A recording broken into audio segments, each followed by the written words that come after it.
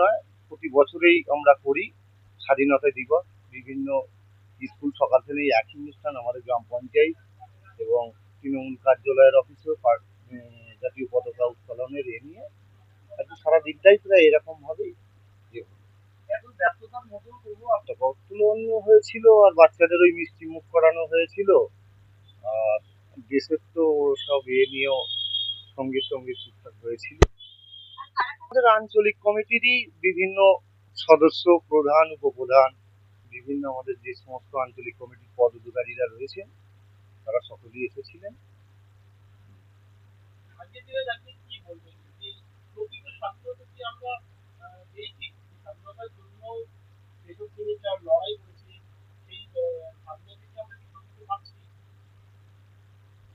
আর কি বলবো, গোটা দেশেরও যা পজিশন যেভাবে চলছে, তাতে করে স্বাধীনতা এইভাবেই তো স্বাধীনতা হয়নি। স্বাধীনতা সকলে মিলে এক হয়ে চলার কথাই বলা হয়েছে। একটা সরকার এসেও এমন শুরু করেছে যা তাতে করে গোটা ভারতবর্ষের মানুষ তো এ আছেই, ক্ষুব্ধ হচ্ছে।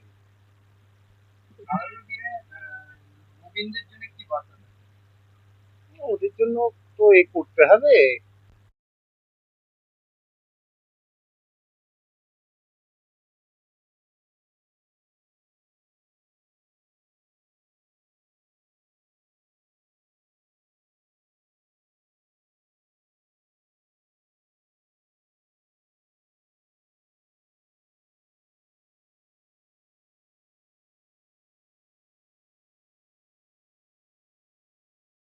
যে ভারতবর্ষের গভর্নমেন্ট চলছে, কেন্দ্রীয় সরকার অর্থাৎ বিজেপি, এই ধরনের তো করে যাচ্ছেই, চলে আসছেই এরকম। গত কিছুদিন আগেও তো সুপ্রিম কোর্টের আমাদের বাংলা থেকে বিশেষ করে পরিযায়ী শ্রমিকদের না কিছু ডকুমেন্ট দেখেই বা ডকুমেন্ট থাকার শর্তে এরা এরকম করে যাচ্ছে। আর সব থেকে বেশি ভারতবর্ষের মধ্যে হ্যারাসমেন্ট হচ্ছে বাংলার মানুষের। এবং বিভিন্ন জায়গায় দেখা যাচ্ছে বিভিন্ন কোনো কোনো রাজ্য থেকেই বলছে, তবে বেশি হ্যারাসমেন্ট হচ্ছে বা বেশি এটা হচ্ছে আমাদের বাংলাটাকে নিয়ে। এটা কি কোনোভাবে বাংলাকে দখল করতে পারছেন বলে কি? আমার তো মনে হয় সেই ধরনেরই একটা চক্রান্ত চলছে, কারণ বাংলার মানুষ ওই ধরনের নয়। বাংলার মানুষ হিন্দু, মুসলমান এবং সকলে মিলে যত ইয়ে আছে, ধর্ম আছে, সব একই। বাংলার মানুষ এই জিনিসটাকে সমর্থন করছে না। কেন্দ্রীয় সরকারের এতে মানে সব মানা যাবে, বাংলার বাংলাকে ঐতিহ্য নষ্ট করা এটা করা যাবে না। এরকম একজোট হয়েই লড়তে চাইছে কেন্দ্রীয় সরকার বা যারা এরকম বিরুদ্ধে ইয়ে করছে।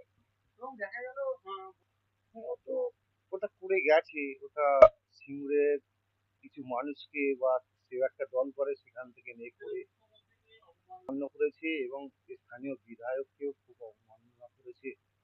এবং চাষিদেরকে নিয়েও তার আলু রাস্তায় ফেলে মারিয়ে মারিয়ে একটা মা লক্ষ্মী আলু জিনিস, এটাকে সিঙ্গুরের মানুষ ভালো বলে মেনে নেবে বলে আমার মনে হয় না। ও বাংলার মানুষও মেনে নেবে না। কারণ কি, একটা চাষি সন্তানের সমতুল্য, কত পরিশ্রম করে এই রোদ্দুর ঝড় বৃষ্টির মধ্য দিয়ে তাকে ফসল বানাতে হচ্ছে। এবারে সেটাও সরকার দেখছে তারা ন্যায্য মূল্য কিভাবে পায় বা বেশি পায়, চাষিকে কিভাবে ডেভেলপ করা যায়। শুধু তো এই আন্দোলনের মধ্য দিয়ে উনি বললে হবে না। তারা বাংলার মানুষকেই মেনে নিতে পারছে না কি বাংলার চাষির জন্য প্রোগ্রাম আসছে। এবং সেখানে দাঁড়িয়ে সেরকমই একটা বার্তা দিয়েছে শুনলাম। তো ভালো এ করতে পারবে বলে আমার মনে হয়। কি ফিরে আসতে পারে সিঙ্গুরের দিকে? সেটা আমাদের আরো উপর নেতৃত্ব আছে যারা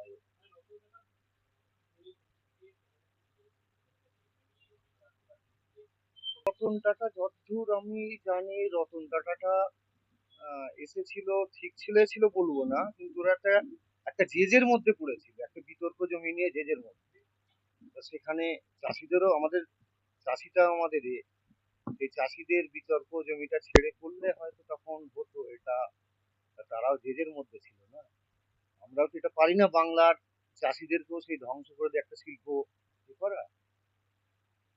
আপনার নাম? আমি শেখ মতিয়ার রহমান, কাপাসখালী আঞ্চলিক কমিটির সভাপতি। তফাৎটা বলতে আমরা এখন বড় হয়ে গেছি, মানে আমাদের একটা এজে চলে এসেছি, এমন একটা এজে।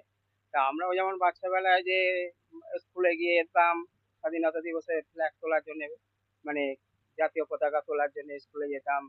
হ্যাঁ, এটাই আমাদের মেন উদ্দেশ্য ছিল। আর ওগুলো তার মধ্যে অ্যাডজাস্ট ছিল যে একটা লজেন্স বা বিস্কুট পাবো, বা কোথাও কোথাও আমরা বাচ্চা বেলায় দেখেছি স্কুলে গিয়ে লুচি, বোঁদে, আলুরদম এগুলো হতো। মানে বিভিন্ন স্কুলে বিভিন্ন আইটেম দিয়ে একটা বাচ্চাদের তখন হতো। তখন ব্যাপকভাবে যে এর একটা সাড়া ছিল, হ্যাঁ ছিল।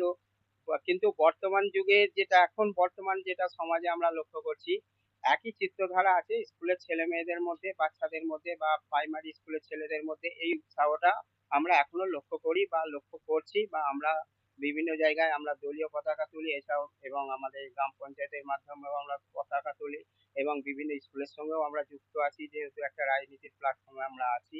সেই হিসেবে অনেক স্কুল থেকেও আমাকে স্কুলে আমাদেরকে আমন্ত্রণ জানান যে ফ্ল্যাগ ডেতে আসবেন আপনি। সেই হিসেবে যাই, বা সেখানে একটা উন্মাদনা দেখি, বিশেষ করে বাচ্চাদেরও দেখি এবং মহিলাদেরও দেখি। বিশেষ করে তারা একটা বাচ্চা কোলে নিয়ে এসছে, বা একটা বাচ্চাকে তার নাতি বা নাতনিকে নিয়ে সঙ্গে করে এসেছে ফ্ল্যাগ ডেতে, ফ্ল্যাগ যেখানে উত্তোলন হচ্ছে সেইখানে, এবং এসে তারাও হাত পেতে আমাদের যারা মিষ্টি থেকে আরম্ভ করে, বিস্কুট থেকে আরম্ভ করে, যেগুলো আমাদের স্বাধীনতা ফ্ল্যাগ উত্তোলনের প্রত্যেক ক্লাব বলুন, বলুন, স্কুল বলুন, প্রত্যেকেই একটা আয়োজন করে কিছু একটা টিফিনের, বা ওই সামান্য একটা কিছু, যা সামান্য মিষ্টি, সেগুলো তারা আয়োজন করে, সেগুলো তারা গ্রহণ করে। মুঠোফোনে কি আবেগটা অনেকটা বন্দী হয়ে গেছে বলে মনে হয়? কি বলতে? মুঠোফোনে মোবাইলে কি অনেকটা বন্দী হয়ে গেছে এই যে আবেগটা? আবেগ বা সেটা হয়তো শহর অঞ্চলে হয়েছে, বা যারা বড় আছে তাদের মধ্যে এগুলো দেখা যায়। কিন্তু বাচ্চাদের যারা আজকে আজকে বিশেষ করে আমি আজকেও উপলব্ধি করলাম, কারোই হাতে কেউ বা মোবাইল নিয়ে ততটা করেনি। মুখবন্দী হয়ে গেছে মোবাইল সম্বন্ধে, অন্য কারণে হয়েছে, সে যেমন যেন বিভিন্ন যে যেটা ব্যবহার করে সেটা দেয় সমাজে। সমাজেতে মোবাইলটা একটা মানে বিশেষ জায়গা নিয়ে নিয়েছে, এটা আমি যে লক্ষ্য করি। কারণ ট্রেনে, বাসে থেকে আরম্ভ করে যেখানেই যাই দেখি, সবাই যদি 10 জন প্যাসেঞ্জার থাকে ট্রেনের মধ্যে, 9 জন দেখি মোবাইলের দিকেই তাকিয়ে আছে। আমার নাম অরবিন্দ সাঁতরা, কাপাসিয়া অঞ্চল তৃণমূল কংগ্রেসের সভাপতি, এবং সামাজিক কাজ আমি করে থাকি।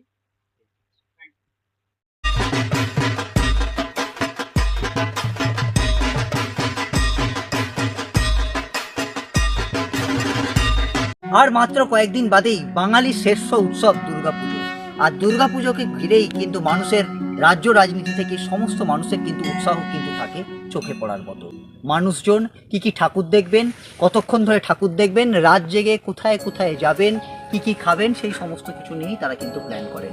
আর এই পুজো পরিক্রমা কিন্তু শুরু হয়ে গেছে সিঙ্গুর টিভি নিউজের সাথে। যারা পুজো পরিক্রমা আমাদের সঙ্গে যোগাযোগ করতে চান, যোগাযোগ করবেন 9163016778 এই নম্বরে।